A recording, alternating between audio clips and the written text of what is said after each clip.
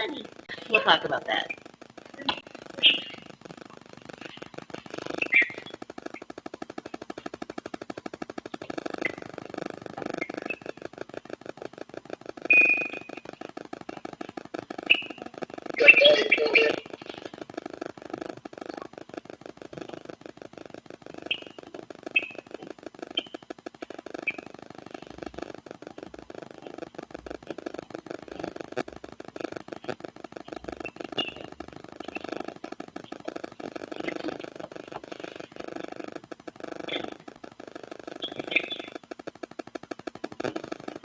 It's 6. Is it?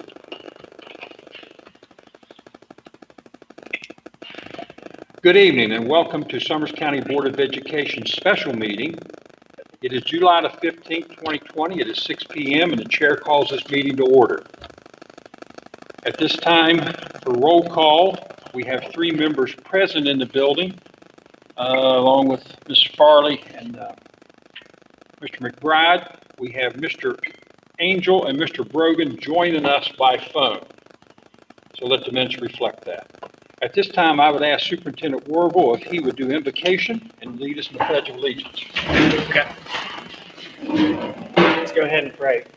Dear Heavenly Father, thank you for another beautiful day in the Mountain State. Thank you for all the blessings you've given us and using our talents to help out the youngsters in this county. As we talk tonight, let us all have an open mind and discussion as we talk about our kids and their futures. In your name we pray. Amen. I pledge allegiance to the flag of the United States of America and to the republic for which it stands, one nation, under God, indivisible, with liberty and justice for all.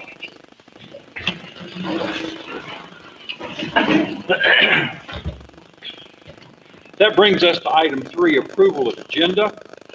I think since we did the agenda, Superintendent Warble, we talked, item 5 is taken care of. Do you have any comments you want to add? We'll move to strike. Well, what I found out through checking with the state and also people in this county that were responsible for the virtual school policy, you all did accept it in December 2019.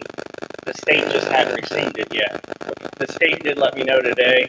I sent it to them, and we're good to go now. We have a virtual policy that'll be on the board agenda for the state in August. Having said that, the chair moves that we strike item 5, discussion and/or possible action concerning virtual school policy. Second. There's a motion on the floor by the chair, second by Mr. McBride, that we strike from the agenda item 5, discussion and/or possible action concerning virtual school policy. Any discussion? All in favor, please say aye. Aye. Aye. Opposed? Nay. Abstaining? Let the minutes reflect that by 5-0 vote in the affirmative, this board has approved striking item 5 from the agenda. Okay, that leaves us with one item, which is item 4. As chair, I would move that we accept the agenda as presented to this board by the superintendent, noting the fact we have stricken item 5. Is there a second? I'll second. Motion on the floor by the chair, second by Vice President Farley, that we approve the agenda as presented to us by Superintendent Warble, and noting that we struck item 5. Any discussion? All in favor, please say aye. Aye. Aye. Let the minutes reflect, I heard 5 ayes. This agenda has been approved for July 15th, 2020, special meeting. That brings us to item 4. Item 4 is discussion and/or possible action concerning emergency removal of Summers Middle School students to Summers County High School beginning the 2020-2021 school term. I want to say initially, after close consultation with Superintendent Warble, I called for this special meeting, and I feel that during this discussion you'll come to understand why we called this special meeting. It was most necessary. So at this time, Superintendent Warble, I'll let you give everybody, both on YouTube and everybody present and the rest of the board, a briefing on what we've determined. Okay. Ken, can they see me okay? Right here? Just stay right here. Okay. That's possible. Move the phone closer to Mr. Warble for this part, please. Put that next to that. Yeah. Can you hear me okay? I can hear you, sir. Okay, good deal. Okay, this is my 9th day on the job, but I want to go back to my 2nd day on the job. I wanted to check out the school facilities, and when I went into the middle school, there were some things that just looked like it needed to have some repairs. While I was in there, there was a gentleman named Tracy Cox who was doing the abatement of some asbestos in one of the rooms, and that was taped off. So when I questioned him and talked to him about it, he said what happened was it was a leaky roof. I got you. And due to the leaky roof, when it comes down and saturates the ceiling back in 1925 when these buildings were built, there's a lot of asbestos. And anytime you have a wet ceiling with asbestos in it, it tends to flake off and then it goes into the air.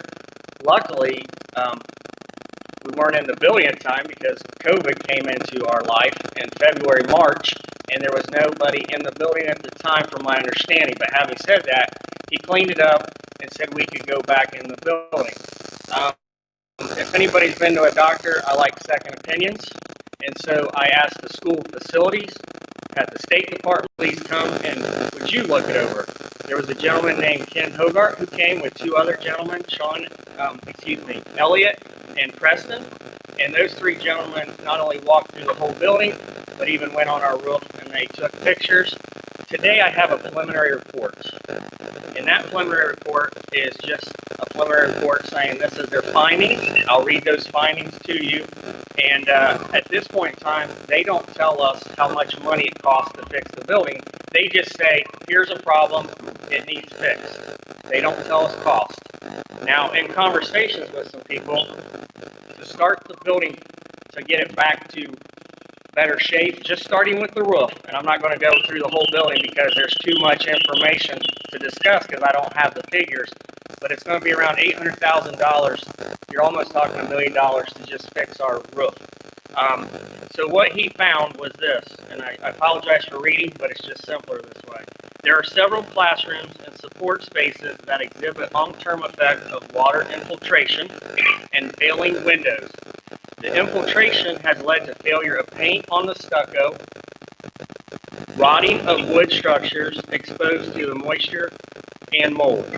Another finding was there are indications of roof leaks throughout the facility. The HVAC system is operating in a mode that will promote elevated humidity levels and mold growth. Now, I want to explain the mold growth.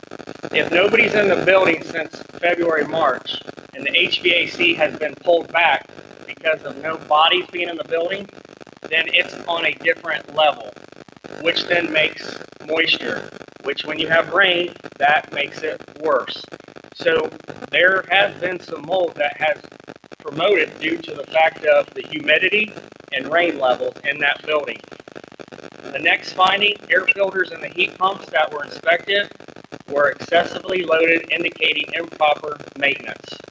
School staff reports that air filters and the heat pumps have not been changed in 2 years. The next finding is below the school, the basement, where everybody played basketball back in the day. The auxiliary gymnasium and spaces adjacent to this space have been deemed off-limits to staff and students by the fire marshal and environmental company due to mold and other safety issues. School staff and others are still assessing this area, and the area is being used for storage. And that, again, is below the school building. Another finding, roof leaks in classroom 300A and 300B caused asbestos-containing material to drop from the ceiling in the classroom. Asbestos remediation company was hired to abate the space. However, this is why I like second opinions. The statement is the remediation company did not address the air filters and the HVAC units serving this space. And then the next finding, the closet in classroom 213 has a long-term significant mold and water intrusion issue. The steel floor decking and floor joists are badly rusted. Next finding, the current building automation system does not include humidity sensors due to elevated humidity levels. So if you don't have any sensor to let you know, therefore the humidity levels go up, and that's what can cause problems. The last finding, the mortar joints on the chimney has failed and has significant cracks, posing a safety issue. So basically, what I'm looking at as a superintendent taking on this job is not only educating our kids, but before you educate, you have to have health and safety. If you don't fix the first two, the third one doesn't matter. Health and safety of that building is my concern, and my recommendation would to be move the students and staff to the high school for this academic year, and then look at the costs that are going to be incurred to fix it. But I can tell you right now, SBA will not fund a building about 100 years old with that many problems if you're starting out at $2 million. So the concern would be, do we have that kind of money as a board? And the answer to that is we do not. So right now, the best decision to make is remove the students and staff and then go through the hearing process on what we want to do with the school. I'm not saying close the school. I'm saying we have to walk all that through to make sure we have hearings for general public to have comments as we move forward with more results. Because right now, this is just preliminary results. But that was done on July 10th, and now today is July 15th, and I just feel all this information coming to me right now, I don't feel good about putting human beings in that building, whether it's staff or students. So if you have any more questions for me or comments, I'll be glad to answer those.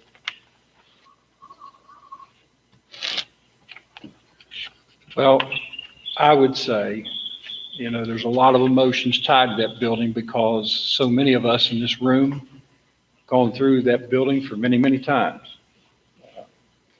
I won't go through my history of the building, but I will say it goes back to 1973. Built in 1925. That's correct. 95 years old. A lot of us know that building has been kept together with a Band-Aid and shoestrings for a long time. And you look at it, since nobody's been in it since February, the building is extremely wet spring, the building is further deteriorated. And it's a sad thing. We heard very conservative estimates of around $2 million, maybe to get it to shape. Well, those gentlemen, they're not for or against No, they're not. money. They just assess it And look at it.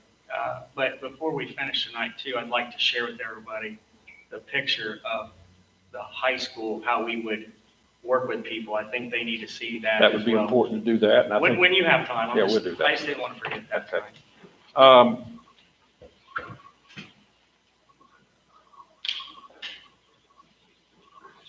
Well, serious problem. One, we don't have $2 million.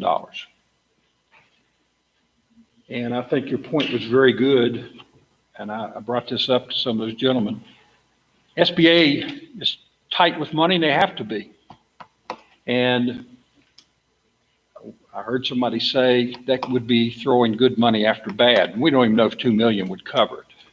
So I appreciate your thoughts on this about this move as an emergency move, and what you said about the safety and the health of not only our students, but our school personnel. That has to be paramount, because if we're about anything, we're about health and safety of our personnel and our students. Any other members have any comments or any questions they'd like to ask Mr. Superintendent Worville?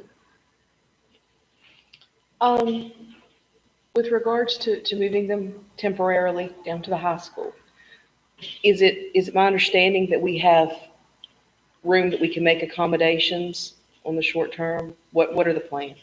Well, when my lovely assistant here pulls it up, we'll look at that. That's a good question. That's a good one. I think this would be the appropriate This- time for me to move out of the way. That would be, sir. All right. And I'll stand up and be a teacher now. so everybody can look at this.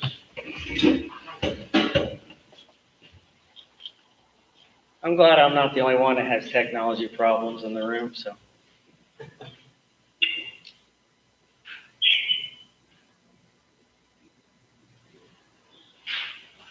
Well, while he's pulling that up, I can stall for a minute. Working with the state board and the governor, this is very fluid. Our target date is to start on September 8th after Labor Day. Since this is very fluid, what my proposal is, and you see over there, is proposal.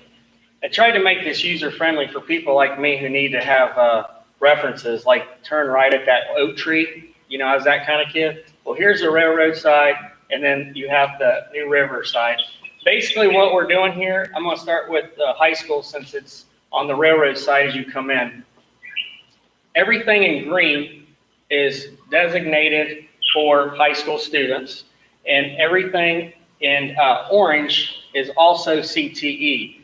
So right here is kind of different. This is our pre-K classroom. And since you have pre-K, our CTE for early childhood, that's a natural fit, guys. So we just wanted to leave that alone.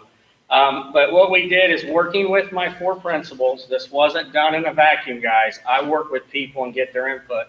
This still might change a little bit, but what we want to do is, the concern was, how do you separate junior high and high school? And if I'm a 6th grade parent, my concern would be, how do you keep that little guy or little gal away from these big kids? But it's worked so far with pre-K. We can make it work for 6, 7, and 8. Having said that, this current library media center, what we're looking at doing is, this is an art room, maybe put this half as an art room, and this possibly could work with our cafeteria. Because we're looking at trying to rotate kids in and out of there.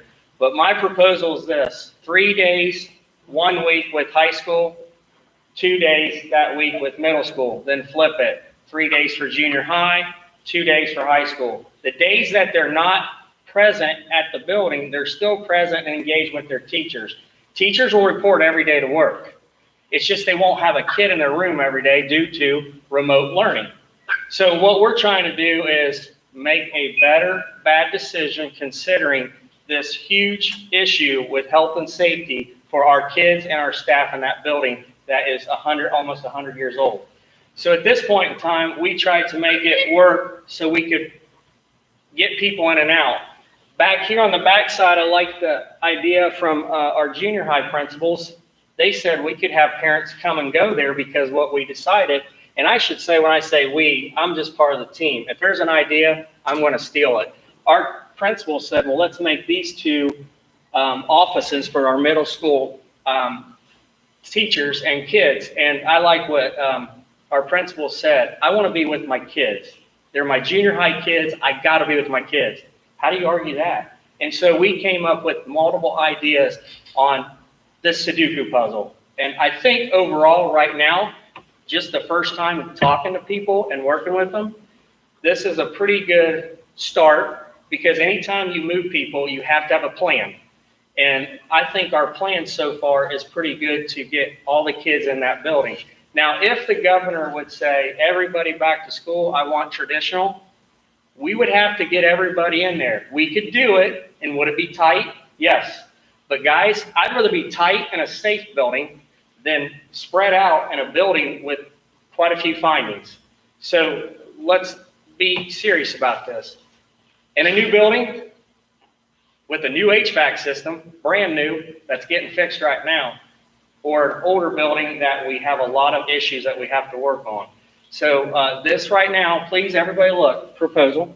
This is very fluid. We have to be fluid this school year because, well, we're dealing with a serious issue with a virus that is causing a lot of problems in our society.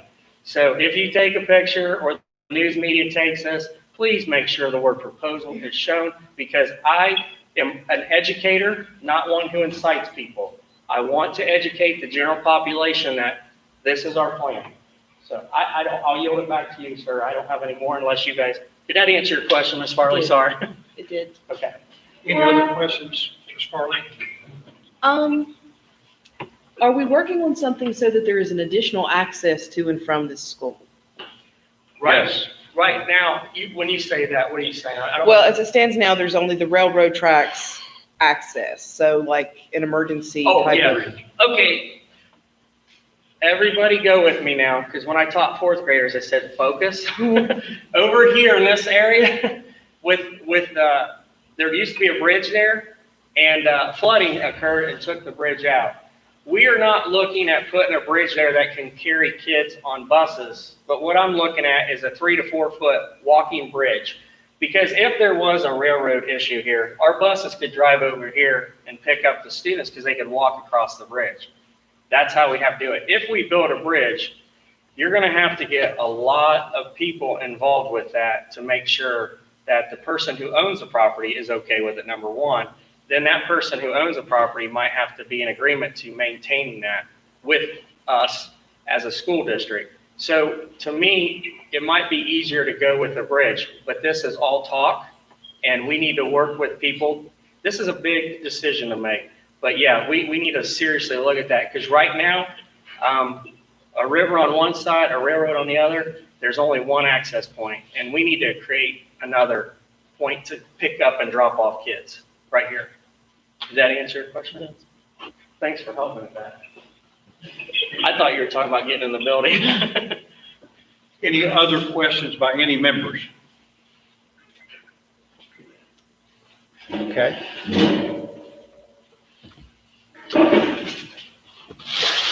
Well, regarding the ingress and egress, that would only be necessary in the event of a need for an emergency evacuation of our students and school personnel.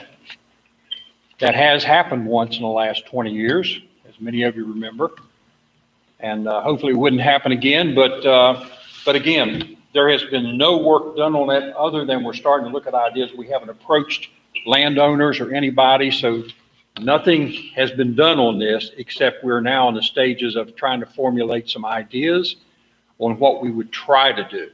But keep in mind, we haven't talked to anybody who controls that property, and at this time, it's not appropriate to comment on that, other than it's a problem, we need to find a solution to it.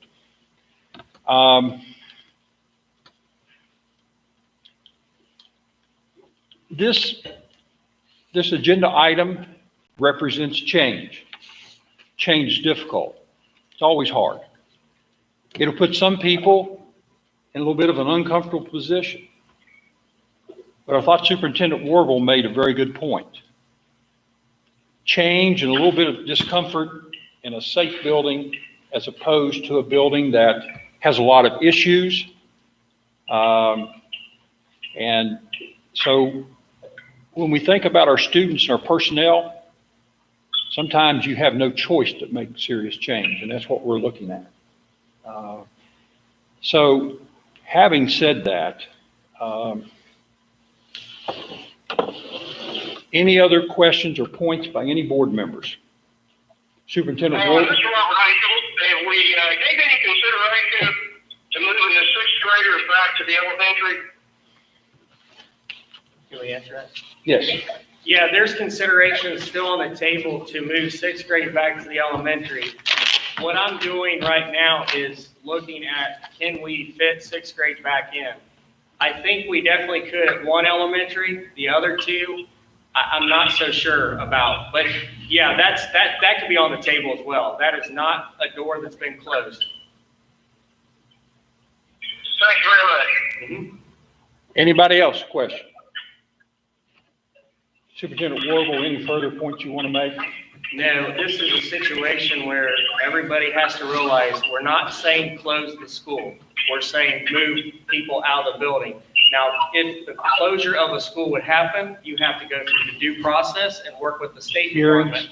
Yep, all the hearings and the community would be involved. So this is for one academic school year for moving our staff and students in a safer environment. I